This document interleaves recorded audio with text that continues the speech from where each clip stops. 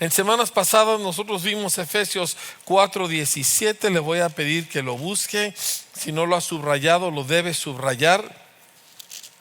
En la Reina Valera, que es la versión que muchos de ustedes tienen en sus manos, la Reina Valera 60, nos dice: esto pues digo y requiero en el Señor, que ya no andéis como los otros gentiles que andan en la vanidad de su mente. Lo leo de nuevo. Esto pues digo y requiero en el Señor, que ya no andéis como los otros gentiles que andan en la vanidad de su mente. Sin embargo, yo se lo quiero leer en la Reina Valera contemporánea porque me encantó cómo lo dice ahí. Dice: pero esto quiero decirles en el nombre del Señor. Escúcheme, porque se lo estoy hablando como si estuviera aquí el autor mismo. Esto quiero decirle a usted en el nombre del Señor, que no, y en esto quiero insistir: no vivan ya como la gente sin Dios, que vive de acuerdo a su mente vacía. Efesios 4:17. No viva usted como la gente sin Dios, que vive de acuerdo a su mente vacía, que no piensa, que no medita, que no se detiene para considerar las cosas, que vive de impulso en impulso y de reacción en reacción, y que su vida siempre es un caos porque la persona, uno, tiene su mente vacía de lo único que importa, que es el Señor y el reino de Dios. Y a lo mejor sí sabe cómo vender un taco, y a lo mejor sí sabe cómo hacer alguna cosa de trabajo, pero en cuanto a lo único que nos puede realmente cambiar y dar vida, vacío. No sabe nada acerca de Dios más que otra frase trillada que no significa absolutamente nada para su vida. Dice: no vivan así. Piense, escuche, entienda, busque, considere, esfuércese en ello.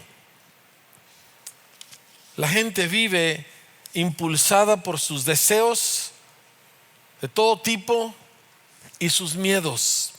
Vamos a hablar más de eso más adelante, pero los miedos nos paralizan. La gente reacciona sintiendo muchas cosas, y es importante entender que el resultado de esto es que quedamos nosotros ajenos a la vida de Dios. Y pues obviamente eso sería una pérdida terrible, puesto que en Cristo, présteme atención, en Cristo la vida de Dios se nos ha dado. Ahora, la semana pasada ustedes, la pastora estuvo compartiendo. La semana pasada, sí, ¿verdad? Y tocó un asunto muy importante acerca de la culpa. Esto es sumamente importante. La palabra condenación. Romanos 8:1 dice: ahora pues ninguna condenación hay para los que están en Cristo Jesús. Qué frase tan tremenda. Pero y más cuando nosotros nos damos cuenta que la mayoría de la gente vive con profundos sentimientos de culpa, con toda clase de sentimientos y emociones de culpabilidad y de condenación, y le priva de la vida, ¿sí? Pero es importante para nosotros entender que hay dos aspectos a este asunto de la culpa, ¿sí? Hay todos los sentimientos de culpa, pero luego hay lo que llamamos la culpa verdadera, ¿sí? Y estos no siempre van en conjunto. Uno, por ejemplo, puede tener sentimientos de culpa, ¿verdad? Le digo, por ejemplo, el muchacho de 16, 17 años que quiere salir al cine, ¿verdad? Y su mamá: "Oh, ¿a poco te vas a ir? Si yo tan mal que me siento, todo lo que yo he hecho por ti, me vas a dejar aquí como el perro", ¿verdad? El muchacho, ¿cómo se va al cine después de ese speech? Lleno de culpabilidad. No es culpa real. La señora está entera y sana, va a vivir otros 40 años, ¿verdad? Pero por sus palabras el muchacho se llenó de sentimientos de culpa. Ese es un tipo, y ese es del que más consciente está la gente. Pero hay culpa verdadera. Y nosotros en esta parte del mundo en la que vivimos, en este tiempo, vivimos rodeados de gente que hace cosas malas y no siente nada de culpa.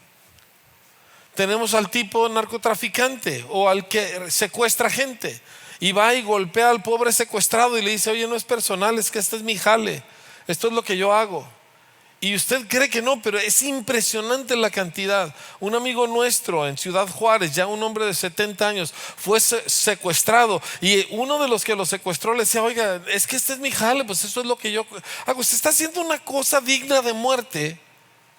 Pero dice: no tengo culpa y no siento culpa. Pero tiene culpa verdadera. Es terriblemente culpable. Y si la ley lo agarra, lo va a meter a la cárcel por muchos, muchos años. Y en muchos países lo ejecutarían por hacer eso. De hecho, la ley de Dios ordena que se ejecute al que secuestra.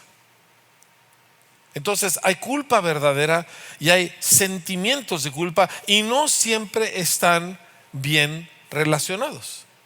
Ahora, los sentimientos de culpa son buenos cuando son causados por una culpa real, porque esos sentimientos de culpa me hacen enfrentar la culpa que tengo y resolver el asunto. ¿Sí? Pero cuando, bueno, déjeme le explico esto. El asunto acerca de la culpa verdadera es que nosotros somos culpables ante Dios. La raza humana es culpable ante Dios por su rebelión, por su soberbia, por su desobediencia abierta y constante. Porque yo voy a hacer lo que yo quiero, cuando yo quiero y como yo quiero, porque a mí me nace y porque yo soy, y se acabó. Y eso nos hace culpable ante Dios. Y eso es culpa real. Y la mayoría de la gente no la siente, pero eso es culpa real. ¿Sí? Y Cristo vino para cargar sobre sí mismo el castigo de esta culpa, la consecuencia de esta culpa real. Él vino y sufrió a manos de hombres impíos lo que a mí me correspondía por lo culpable que yo era, porque yo era culpable. O sea, mi postura en la vida era: a mí nadie me manda, a mí nadie me va a decir lo que yo tengo que hacer, Dios incluido. Ahora, la mayoría de la gente no lo dice tan abiertamente, pero así vive. Cada quien hace lo que bien le parece, cuando bien le parece, y no dice abiertamente lo que yo y mis amigos decíamos, porque nuestra postura era, cuando yo estaba en la universidad: prefiero arder en el infierno que obedecer a alguien. Esa era nuestra postura abierta. La mayoría de la gente no lo dice, pero esa es su postura. Yo hago lo que yo quiero, yo hago lo que yo pienso, yo hago lo que yo siento, yo hago lo que a mí me nace, ¿verdad? Y entonces yo era culpable ante Dios de gran rebeldía y de muchas otras cosas, pecados morales, vicios terribles, ¿verdad? Falta de integridad en muchas cosas, o sea, un desastre de relación familiar. Todo esto yo tenía encima. Era culpable. Quiero que entienda que el problema principal del mundo no es que se sienta culpable. El problema principal del mundo es que es culpable. Sí. Y si es tiempo, familia, especialmente a todos los que hemos crecido con todo el rollo psicológico de la televisión, ¿verdad? Que nosotros entendamos que culpa verdadera es muchísimo más importante que sentimientos de culpa.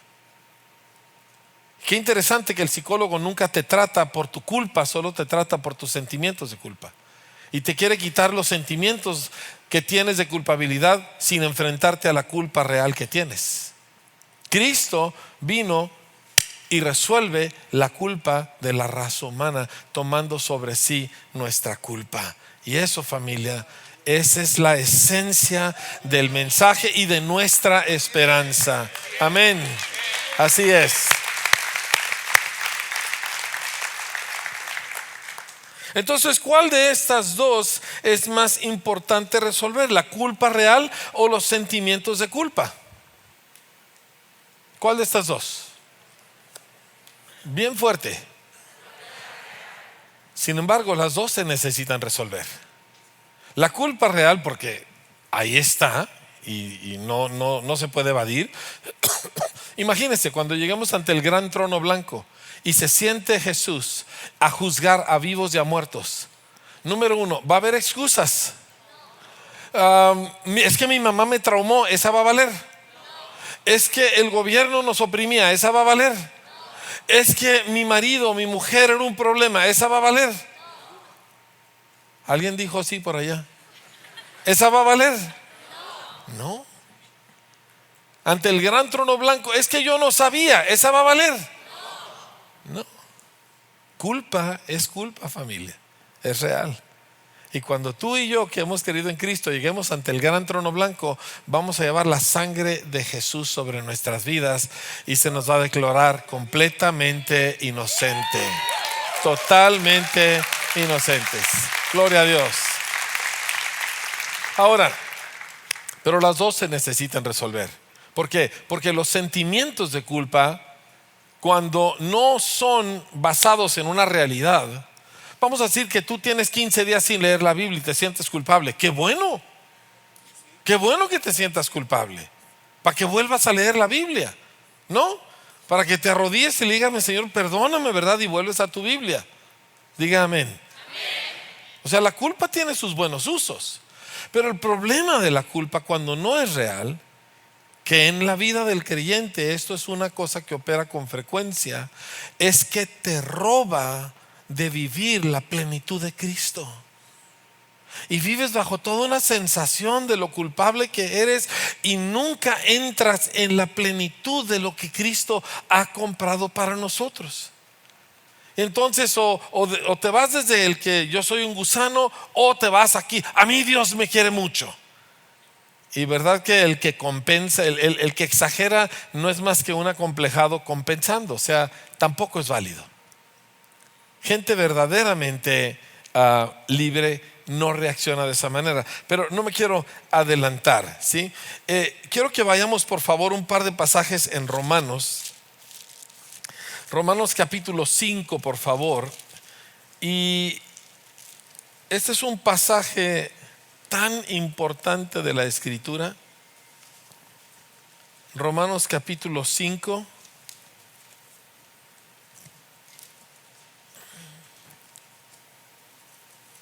Y dice lo siguiente: justificados pues por la fe, tenemos paz para con Dios por medio de nuestro Señor Jesucristo, por quien también tenemos entrada por la fe a esta gracia en la cual estamos firmes y nos gloriamos en la esperanza de la gloria de Dios. Ahora usted lee eso y dice, pues más o menos la mirada que me están poniendo, ¿verdad? ¿Que le entendió? Honestamente, algo. Dice, pues se lo leo de nuevo.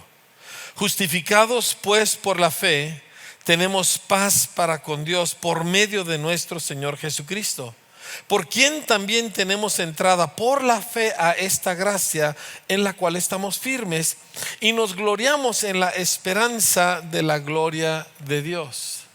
Ahora, como usted puede ver, leer un pasaje como este superficialmente no nos ayuda, ¿sí? No nos conecta a nada.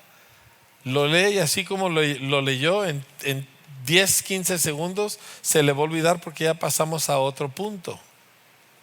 Entonces, cuando nosotros vamos a entrar en una dimensión donde participamos de la plenitud de Dios, nosotros necesitamos profundizar en la palabra. ¿Por qué?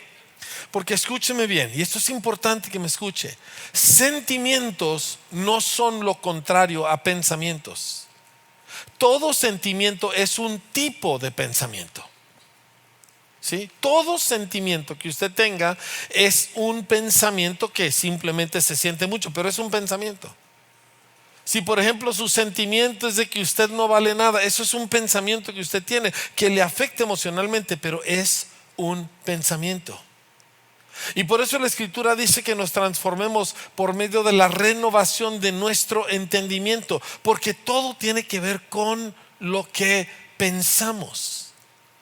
Y cuando nosotros vamos a renovar nuestro pensamiento, no lo hacemos con palabras positivas, lo hacemos con la Escritura, oyendo las palabras que Dios nos ha hablado. Por eso la oración que hicimos al principio, que fue: necesito oírte.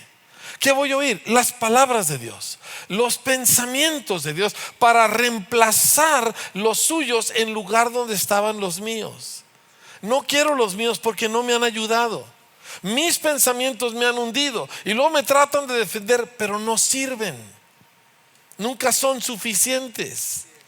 Y solo es cuestión de que venga una circunstancia o una voz más fuerte y me vuelvo a hundir. Entonces yo necesito oír los pensamientos de Dios, necesito oír las palabras de Dios. Y por eso esa oración es tan importante. Y entonces a la medida que oímos a profundidad y cambiamos nuestro pensamiento, empezamos a participar de lo que Cristo ya compró por nosotros. Ahora escuche, le voy a leer este mismo pasaje de la Nueva Traducción Viviente y présteme mucha atención. Dice: por lo tanto, ya que fuimos declarados justos a los ojos de Dios por medio de la fe, diga conmigo, por medio de la fe, tenemos paz con Dios gracias a lo que Jesucristo nuestro Señor hizo por nosotros. Debido a nuestra fe, Cristo nos hizo entrar en este lugar de privilegio inmerecido en el cual ahora permanecemos y esperamos con confianza y alegría participar de la gloria de Dios. Un poquito más claro, ¿verdad? Se entiende un poquito más, pero aún así necesito meterme, necesito repasarlo, necesito volverlo a leer, necesito meditarlo. O sea, ¿qué es esto de que fui declarado justo a los ojos de Dios? Que eso es lo que significa la palabra justificado. Fui declarado justo a los ojos de Dios. O sea, ¿qué es eso? ¿Qué implica eso? ¿Qué significa eso para usted? Fui declarado justo a los ojos de Dios. Porque la mayoría del tiempo, la mayoría de nosotros vive sintiendo de que andamos mal. De hecho, hay una especie de consuelo perverso en esa frase, ¿verdad? Andamos mal, no, sí, andamos muy mal andamos. No, es que somos no, es que no hacemos caso. ¿A poco no nos consolamos con eso? ¿Sí? Eso no crea que es cristiano, eso es mexicano. Muy mal anda el país, muy mal, qué barbaridad. No, y las empresas y los sindicatos y el gobierno y los jueces, qué mal andamos, ¿no? Y el ejército igual, mal. Y voltee con su vecino y dígale: ¿y? Pero nos consolamos. No, andamos muy mal en la iglesia. No, qué barbaridad. Casi todos los cristianos que yo conozco vivimos con una constante sensación de que tenemos que hacer algo más para que estemos bien con Dios. Sí o sí. Sí o sí, familia. Le dije que quería que usted respondiera en esta reunión, así que necesito que me responda sí o sí. Sí. Así es. Entonces, no creemos esto muy bien. ¿Se fija dónde es el problema? Déjeme, se lo vuelvo a leer.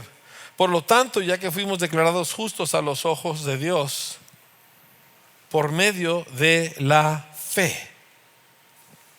¿Usted cree esto?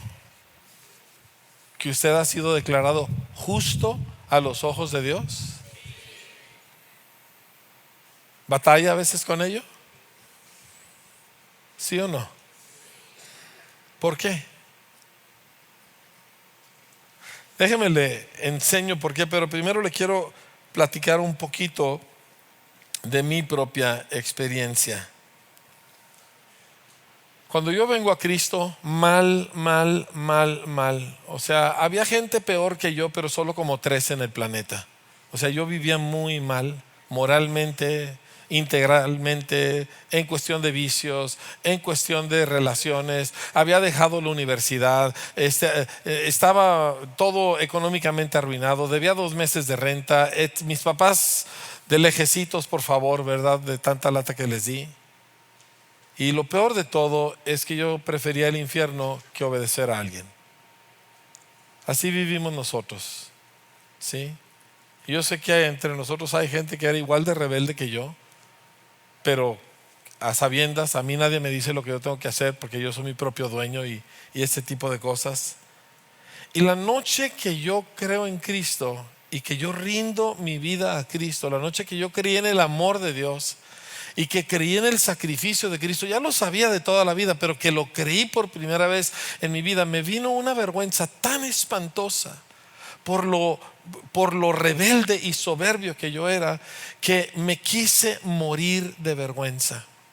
Solo una vez antes en mi vida había tenido yo una sensación de vergüenza tan fuerte, y fue una vez que yo estafé a unos vecinos de enfrente siendo un joven. Les escribí un cheque botador para yo venirme acá a México de vacaciones, y cuando regreso, los vecinos, que eran gente lindísima y finísimas personas, llegan a casa de mis papás, y ahí está mi papá y mi mamá, y cuando yo me doy cuenta, ¿verdad?, de la vergüenza, me solté llorando, y yo no lloro.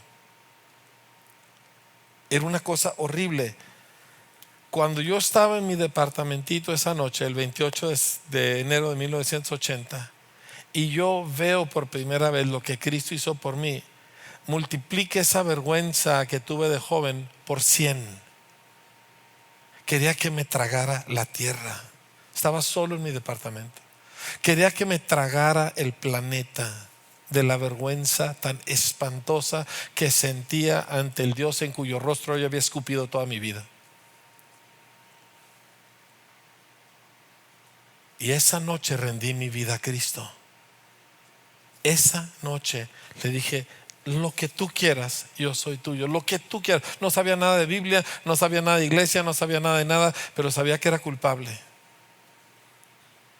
Y a partir de ahí pasó algo que se lo tengo que describir, porque yo me doy cuenta que mucha gente en la iglesia nunca lo ha probado.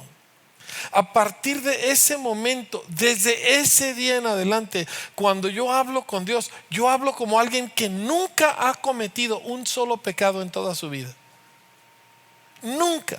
Mire, yo me levanté al día siguiente, me voy a la universidad, aunque ya había abandonado la universidad, pero ahí me la pasaba, y me acuerdo que voy pasando por un kinder que estaba ahí cerquita de mi casa, y los niños jugando, y yo atacado de risa de ver aquella escena, y tan contento, y yo hablaba con el Señor como si nunca en mi vida hubiera cometido un solo pecado. No como alguien de que Dios te perdone y bueno, está bien, ¿verdad?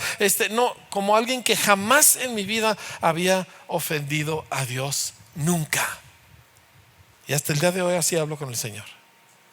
Hasta este día. ¿Por qué? Porque Hebreos 9:14 dice que la sangre de Cristo limpia nuestras conciencias de obras muertas. Y eso es lo que a mí me pasó. O sea, mi conciencia quedó totalmente limpia. Perfectamente recordaba las cosas que había hecho, lo que había robado, lo que había estafado, a la gente que había maltratado, la soberbia que había vivido. Todo estaba en mi memoria. Pero era como si yo nunca hubiera cometido un pecado en toda mi vida.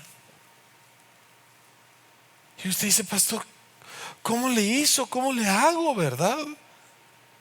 ¿Por qué? Porque yo sé que, se lo digo porque soy su pastor y porque trato con usted, y me doy cuenta que tanta gente vive todo el tiempo con tanta culpa. No puede orar por alguien porque ay, es que yo quién soy, es que cómo le voy a, no puede creer para una situación. Ay, pero y si Dios no me responde. Pero detrás de ese pensamiento es porque pues yo no soy muy buen cristiano. Y como le digo, mire, a veces hasta mi señora me regaña porque yo vivo feliz. ¿Sí o no, vida? Sí, de veras me regaña, ¿eh? Ahorita le digo cómo vencer eso, pero pero de veras yo vivo feliz, ¿sí? O sea, a mí no me importa. Pero y si te va mal, pues no pasa nada. Y si te mueres, pues voy con Cristo. Yo a mi familia le dije: si a mí me secuestran, ustedes no dan un 5. Porque yo sé a dónde voy. Y yo no voy a darle dinero a una bola de malandros. ¿Me entiende? ¿Por qué están todos así tan serios? Ay, yo tengo mi pollita ahí guardada por si secuestran a mi hijo. Pues gástesela. Si su hijo está en Cristo, gástesela. Al cabo, si lo matan, él se va con el Señor. No más pida que no sea muy dolorosa la muerte. Pero el punto es, dice, ¿por qué pida? Mire, honestamente, si yo ahorita me tropiezo delante de ustedes, así me embarro en el suelo, me raspo me tienes sin cuidado, no me importa. Ay, pero ¿qué van a pensar de que me caí, me estrellé la cara en el suelo? Como un día que llegamos a España, me acuerdo, ¿te acuerdas, Omar?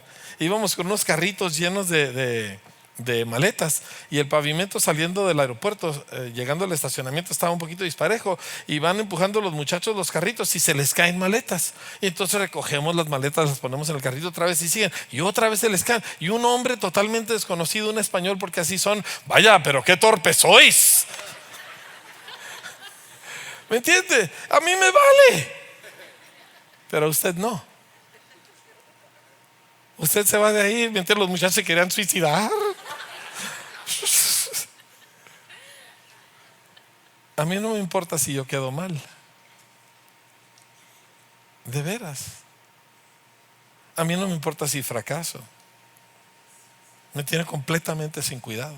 No que quiera fracasar, pero pues, hay suficiente gracia en el nombre de Cristo para 40,000 fracasos. O sea, pues, uno más, uno menos, ¿qué pasa, verdad? ¿Sí?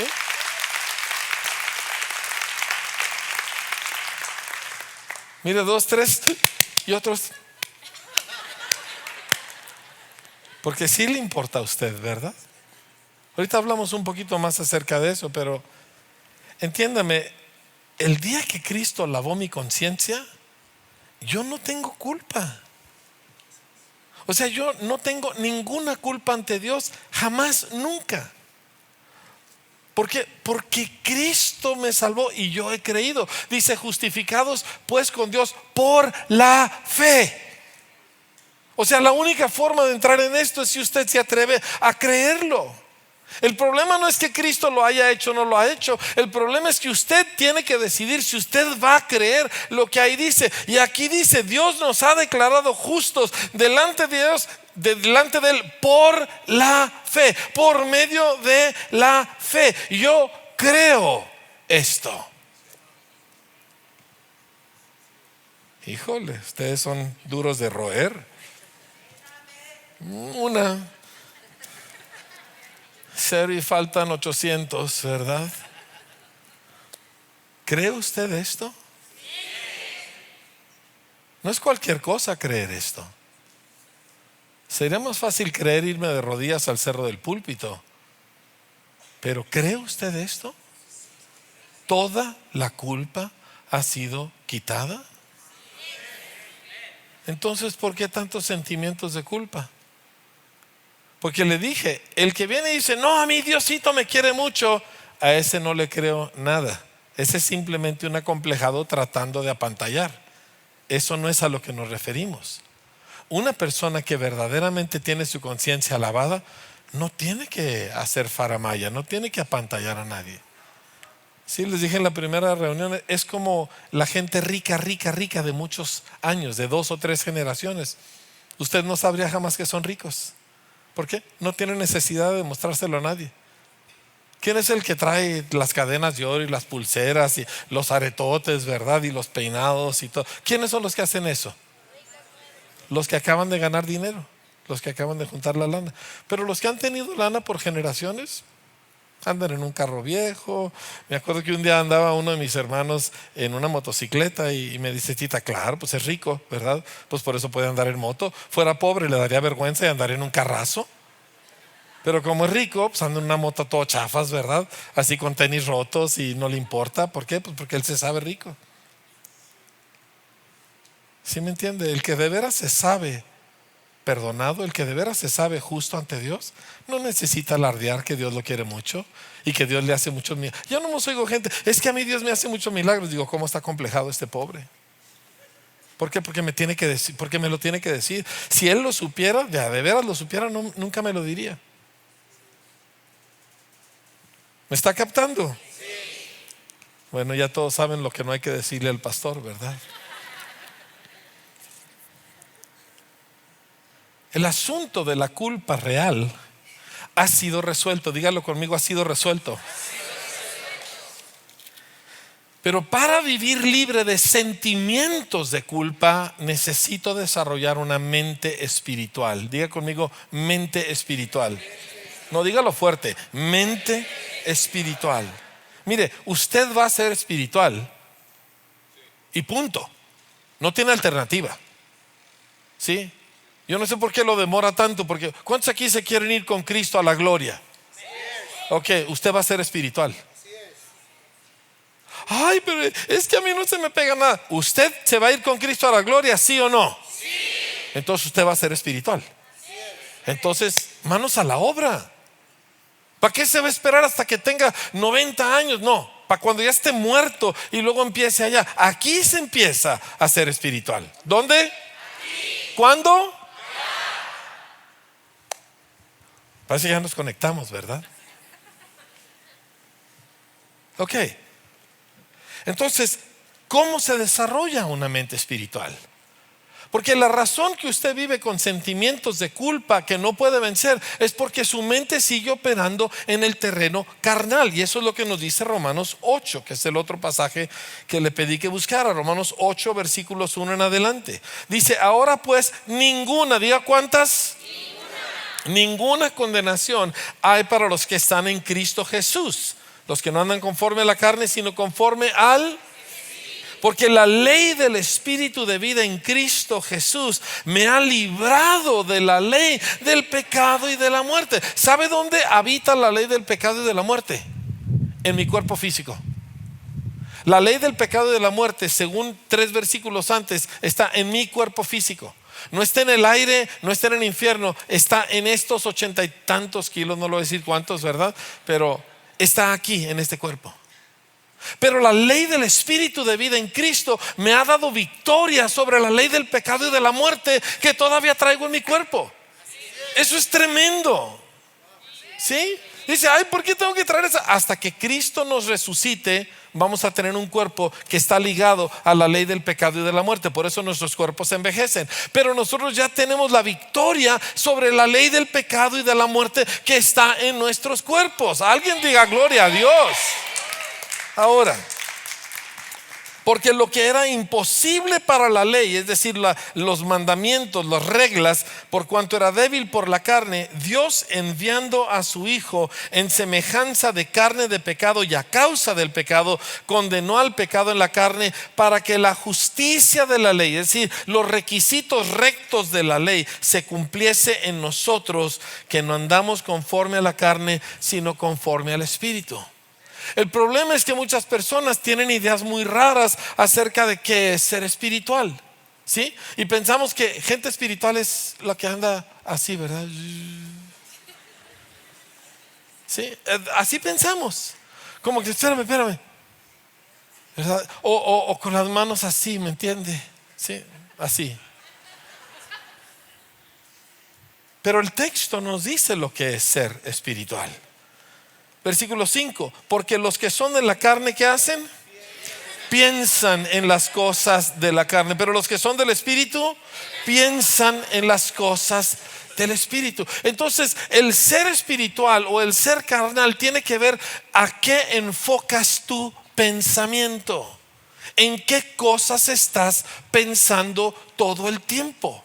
Y ahí es donde entra la palabra. ¿Por qué? Porque Dios nos habla su palabra para cambiar nuestros pensamientos, para que nosotros dejemos de pensar en la carne y empecemos a pensar en el Espíritu. Ahora, esta es la razón que Dios le dice, por ejemplo, a Josué: nunca se apartará de tu boca este libro de la ley, sino que de día y de noche meditarás en él. Y tú piensas, ay, pero es que yo no puedo hacer eso porque tengo mi trabajo. Y pues en el trabajo yo no puedo estar pensando en la adoración y en la alabanza, y yo estoy tratando de clavar el clavo y pues no puedo estar pensando en la redención y en el don de lenguas, ¿verdad? Yo estoy aquí clavando el clavo, ¿verdad? Digo, quiero ser espiritual, pero pues tengo un trabajo, ¿me entiende? Ayer vimos a Anabel, 4 niños que parecen 8 y usted sabe cómo son esos, ¿verdad? ¿Sí? Y que el pañal, y que el que está llorando, y que se cayó y se descalabró, y yo estoy tratando de ser espiritual, pero mi trabajo no me deja, o mi familia no me deja. Así pensamos. Entonces, como Dios le pide a Josué, o en Deuteronomio 6, donde dice: vas a hablar de esta palabra todo el día, cuando te levantes, cuando estés con tus hijos, cuando vayas por el camino, todo el día vas a estar hablando de esta palabra. ¿Cómo dices? Porque esta palabra, mis amados, habla a todos los elementos de la vida. A cada aspecto de la vida, esta palabra le habla. Tú estás en el trabajo, hay 80 versículos que hablan del trabajo, 200 versículos que hablan del trabajo. Estás en una situación familiar de relaciones con otras personas. Hay miles de pasajes que hablan acerca de cómo llevar una relación familiar, de cómo tratar con alguien que te quiere, con alguien que no te quiere, con alguien que te debe, con alguien a que tú le debes. La Biblia te habla a todos esos puntos y comas. Si tú vendes cosas, hay docenas de versículos para el que vende. Si tú compras, hay otras docenas para los que compran. Entonces tú puedes traer la palabra trabajando en tu mente todo el día, porque tú vas manejando. Hay un montón de versículos que se aplican a cómo tú manejas. Empiezas a desarrollar una mente espiritual en medio del negocio de la vida. ¿Me comprende? Mire, una de las revoluciones que estamos ahorita empezando a llevar a cabo con los maestros de la escuela, todo tiene que ver porque nosotros por la escritura estamos averiguando cómo es que un niño aprende, y estamos trabajando con los maestros y las maestras para que ellos capten la manera de Dios de cómo se aprende. Hay Biblia para todo, familia, absolutamente para todo. Veníamos nosotros en el camino y me menciona Tita otra de las noticias de que mataron a alguien, y de que 2 policías, y de que quién sabe qué, y que secuestraron a este otro, y una matanza, y que hallaron unos cuerpos. ¿Te aflige cuando lees esos reportes? Claro. Pero la razón que a mí me aflige es porque sangre inocente se está derramando, y cuando la sangre inocente se derrama, la Biblia dice que la tierra se contamina y Dios tiene que juzgar la tierra. Ahora entiende una cosa: el juicio individual de seres humanos Dios lo ha reservado hasta el día del gran juicio y de la revelación del justo juicio y de la ira de Dios. Eso es en cuanto a individuos, pero a naciones Dios las juzga. El gran presidente Abraham Lincoln dijo: la guerra civil que nuestro país está viviendo, en la cual murieron más americanos que en cualquier otra guerra, de hecho que en todas las demás guerras juntas, él dijo: esta guerra es el juicio de Dios sobre nosotros por lo que hicimos nosotros con la gente de color. Él lo dijo. Y gente voltea uno y ve sangre derramándose y contaminando la tierra, y mi primer pensamiento: no juzgues a México, no juzgues a México. Y la respuesta es que nos ponemos a interceder, nos ponemos a orar, porque tenemos una mente espiritual que entiende que ese noticiero tiene un efecto real y que Dios está mezclado en ello. Y Señor, no juzgues a nuestra nación. Pero solo una mente espiritual va a pensar así. La mente carnal dice: ay, pues qué malo, uy, qué difícil, pues ojalá que no me toque. Pues ya ves que cuando te toca, ¿verdad? Y tonterías así que hablamos los seres humanos. Pero el hombre espiritual, y nosotros somos gente espiritual, entiende: esto afecta a todo. Nosotros necesitamos triplicar la oración y pedirle a Dios que no juzgue a México todavía. Porque si nosotros no oramos, Dios va a voltear y va a maldecir este país. Cañón, como usted no se imagina. Encima de todo el daño que la idolatría y la brujería ya han traído, añádale 200,000 vidas asesinadas en este país, derramada la sangre en este país, porque más o menos andamos entre 200 y 250,000 de vidas que han sido asesinadas en este país. ¿Y usted cree que eso no trae la ira de Dios sobre una nación? ¿Por qué cree que Estados Unidos le está yendo tan mal? Porque tienen ellos 45 años asesinando a sus bebés. Y el juicio de Dios ha caído sobre esa nación, y por eso es un caos ahorita Estados Unidos. Es un caos total porque hay juicio de Dios sobre el país.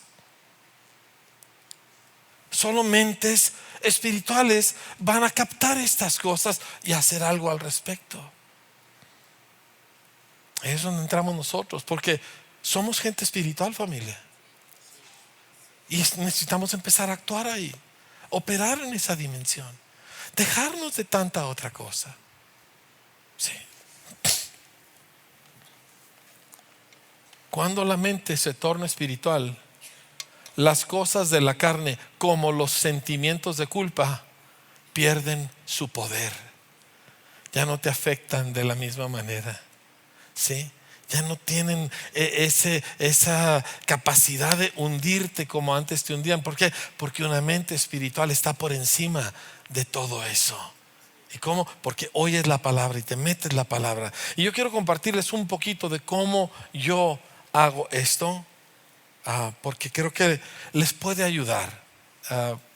Yo inicio mis días normalmente levantándome temprano, porque si no me levanto temprano, las cosas no suceden tan padre.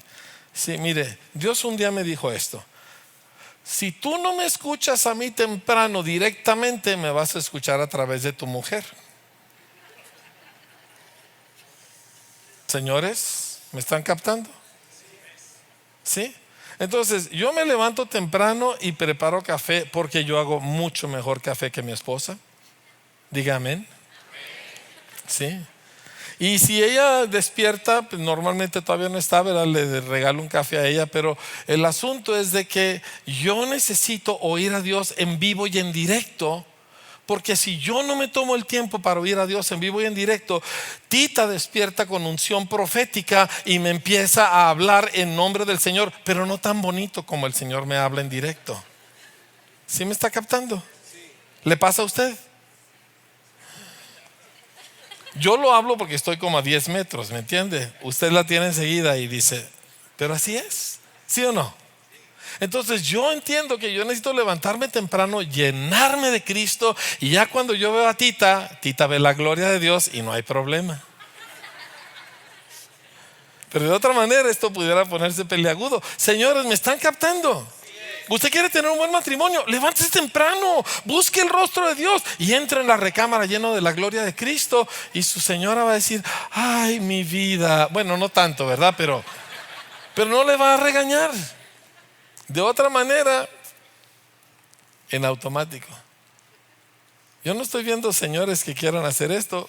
Mire, el que por su gusto sufre, ya sabrá. Pero si usted... Yo hago esto en las mañanas. No, hay mañanas que no, hay mañanas que me falla, ¿verdad? Por eso conozco el otro lado de la moneda. Pero normalmente yo agarro mi Biblia, yo agarro algo en que anotar. Normalmente yo escribo en mi aparato y yo me voy a uno de los dos lugares donde a mí me gusta estar a solas con Dios: o mi sala o la barra de mi cocina. Son mis dos lugares favoritos.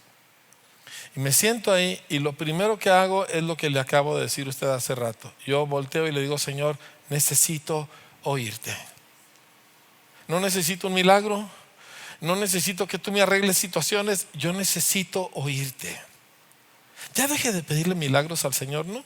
Como que ya chale, como que ya choteó. Ay, Señor, hazme otro milagro. Dice, ya te he hecho como 47, ¿verdad? Lo que necesito es oírte, Señor. Si yo te oigo, tu voz me cambia. Si yo te oigo, soy diferente. ¿No es así, familia? Entonces hago eso y empiezo a leer y leo mi Biblia en orden. Sigo un programa de Biblia. Ahorita estoy leyendo 4 libros de la Biblia. Estoy leyendo Marcos, estoy leyendo Corintios, 2 Corintios, estoy leyendo Salmos y estoy leyendo Samuel. Acabo de entrar a 2 de Samuel. Y me voy en orden, nada de eso, de a ver qué me sale hoy, ¿verdad? Porque quiero que Dios me hable. Eso no funciona, familia. Eso es inmaduro. No lo haga. Lea la Biblia en orden, ¿sí? Y entonces platico con el Señor acerca de lo que estoy leyendo aquí. Converso con Él de lo que dice aquí. ¿Me entienden? La ley del Espíritu de vida en Cristo Jesús me ha librado de la ley del pecado y la muerte. De esta donde Pablo dijo, miserable de mí, ¿quién me librará? Pero aquí dice, la ley del Espíritu de vida me ha librado. Pablo estaba miserable hasta que la ley del Espíritu de vida lo liberó de esa ley que lo hizo miserable. Gloria a Dios. Y eso escribo. Eso platico con Dios. ¿Me entiende? Voy leyendo cualquier otra parte en uno de los evangelios, ¿verdad? Y entonces, mientras curaba yo a Israel, tú curas a Israel. Y ahí me voy, ¿me entiende? Y hay veces esas conversaciones me conmueven hasta los tuétanos. Muchas veces se me salen las lágrimas cuando yo estoy platicando con Dios acerca de esto. Otras veces descubro cosas que no sabía que estaban ahí. Otras veces me emociono. Nunca es algo igual. Nunca. Esto es meditar. No es nada más ya leí, ya cumplí con lo que tenía que leer. No, a veces lo leo y luego lo vuelvo a leer. Y si no lo leí bien, lo vuelvo a leer. Y si lo leí bien y le capté con más razón, lo vuelvo a leer. Porque este es el pan de cada día. Esto es lo que nos hace seres vivos. La realidad que Cristo hizo es así como se hace realidad en nuestro diario caminar. Yo no lo hago por ser disciplinado, lo hago porque yo necesito ir a Dios, probablemente más que usted. ¿Me entiende? Digo, yo le agradezco su respeto y su admiración, pero yo vengo de lugares muy difíciles en mi vida y yo necesito oír a Dios, o si no yo volvería allá atrás. Y no puedo hacer eso. Y no puede usted tampoco. Así que me tomo mi tiempo y leo y converso y escribo y experimento estas cosas y así la mente se torna espiritual. Es la única forma. Y no se puede usted engañar de que si usted no hace esto, de algo le sirve venir el domingo, porque no le sirve. Pero si usted hace esto, el domingo es una maravilla. Le enriquece tremendamente, pero no puede dejar lo otro. Ahora, en este tiempo donde nosotros estamos a solas, ahí es donde uno enfrenta las cosas que le afectan en su alma, sus miedos y sus deseos, para ser preciso. Ahí es donde usted necesita enfrentar sus miedos, porque como le dije, la gente vive porque le tiene miedo a esto. Ay, que no me vayan a humillar, ay, que no me vayan a ver de tejas para abajo, ay, no vaya yo a fracasar. A mí ya no me importa. ¿Por qué ya no me importa? Porque esas cosas se resuelven en la presencia de Dios. Resuélvalo. ¿Le tiene miedo al fracaso? Resuélvalo. ¿Le tiene miedo al divorcio, de que lo vayan a dejar, de que la vayan a dejar? Resuélvalo. Métase con Dios y dígale: si mi viejo, si mi vieja me deja, ¿qué voy a hacer, Señor? ¿Cómo vamos a vivir esto? Si mi hijo, Señor, se me pone rebelde, ¿cómo le voy a hacer? ¿Qué es lo que va a pasar, Señor? Y resuelva eso en la presencia del Señor. Porque si no, sus miedos lo van a dominar toda la vida. Y si me quedo sin nada, resuélvalo con Dios. Se mete con Dios y le dice: me da mucho miedo la pobreza. Mire, yo vi a mis abuelos ser gente rica y vivir aterrorizados de la pobreza. El dinero no les resolvió nada. Mi abuelo dejó herencia a todos sus hijos. Vivió hasta el último día de su vida aterrorizado de la pobreza, porque él en su juventud fue muy pobre. Resuélvalo. Se mete con Dios y dígale: le tengo mucho miedo a la pobreza, le tengo mucho miedo a que me vaya muy mal, le tengo mucho miedo a que me quiebre el negocio. Señor, ayúdame, ¿qué hago, Señor? Y ahí se arreglan las cosas. Usted y su Biblia y el Señor. Y abre el corazón y no se sale de ese lugar hasta que usted y Dios han hablado al respecto. Hay muchas cosas que yo en la mañana me voy con el Señor y le digo: tú y yo necesitamos hablar acerca de esto, Señor. Necesitamos resolver esto. Y no son pocas las cosas. Ayer en la mañana Dios y yo tuvimos una larga conversación y escribí como 2 páginas de cosas de lo que esa conversación sacó. Así es este caminar. O sea, yo no tengo dones especiales, pero tengo un Dios especial, pero es el mismo que tiene usted. Pero necesita prestarle atención a lo que Dios dice, pero a la medida de lo que importa lo que Dios dice. No nomás hay una untadita que ya cumplí con mi lectura. No, hasta que usted y Dios han hablado y se le ha metido aquello que Dios dice adentro de su corazón. Entonces nos encontramos que no le tenemos el mismo miedo a la vida y que los deseos de nuestra carne ya no son tan fuertes, o a lo mejor sí son, pero ya los domino, ya tengo poder sobre ellos, y la vida es diferente porque uno es diferente. Sí. Ahora pues ninguna condenación hay para los que están en Cristo Jesús, los que no andan conforme a la carne, sino conforme al Espíritu de Dios. Para ellos la ley del pecado está vencida. Para ellos se cumplen todos los requisitos justos de Dios. Para ellos familia, no hay enemigo que los pueda vencer. Es otra clase de vida. Yo quiero que usted tenga esa clase de vida. ¿Sí? Amén. Fantástico. Pues yo no sé terminar muy bien las predicaciones, así que el fin. Aquí se acabó esta. ¿Está bien?